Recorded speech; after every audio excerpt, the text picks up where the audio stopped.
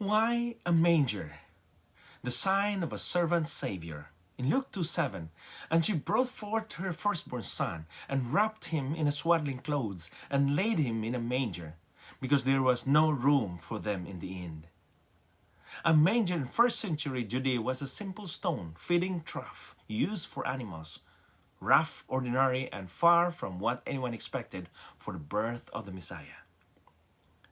Jewish expectation imagined a royal deliverer from David's line, perhaps born into prestige or revealed with visible power. Yet God placed his son in the lowest and most unassuming setting possible. Homes in Bethlehem were often built with a main room and a lower level where animals were kept during the night.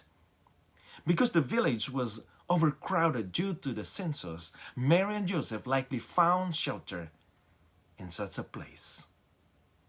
This means the Savior entered the world not in a palace, not even in a proper guest room, but in a space reserved for animals. To the shepherds, the first witnesses, this humble manger was not an accident, but the sign the angel told them to look for. Luke 2, verse 12.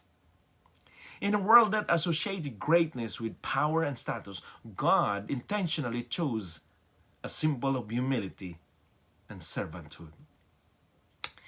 The manger declared from the very beginning what Jesus came to be, not a conquering king first, but a servant Savior. Why a manger? Because God wanted us to understand who Jesus is and how he works. The manger tells us he comes close to the broken, the poor, the overlooked. He enters our mess before he expects us to be clean. He chooses humility over reputation. He leads by serving, not by demanding.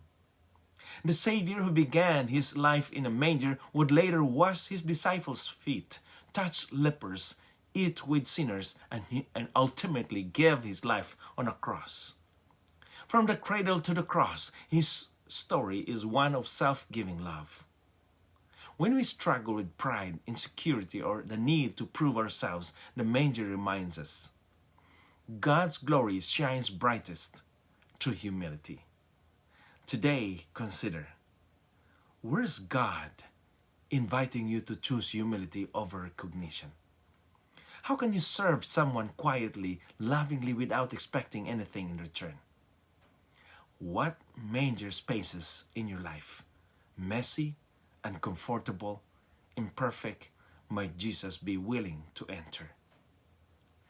The sign given to the shepherds still speaks today. Your Savior comes in humility so he can meet you exactly where you are.